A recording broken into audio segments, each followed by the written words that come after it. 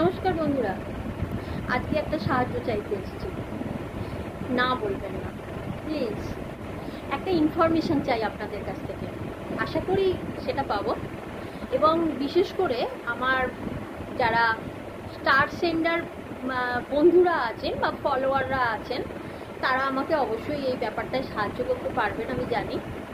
ব্যাপারটা হচ্ছে, স্টার কিনতে গেলে প্রথমে দেখায় ভারতীয় মুদ্রায় 30 টাকাতে ওরা 10টা 20টা 30টা এরকম বিভিন্ন অপশান দিয়ে স্টার দেখাচ্ছে। তো স্টার কেনার পর 30 টাকা তো ইন্ডিয়ান রুপিসে কেটেই নিচ্ছে, কিন্তু মুশকিলটা হচ্ছে যে ওরা যে দেখাচ্ছে না যে 20টা দেবো, 10টা দেবো, এত দেবো, 30টা দেবো। তো 30টা যখন মানে সিলেক্ট করা হচ্ছে, তখন কিন্তু ওখান থেকে আমাদের সেন্ড করা হচ্ছে 10টা স্টার।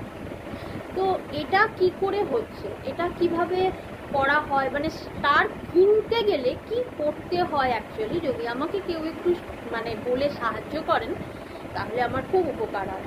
নমস্কার, ধন্যবাদ।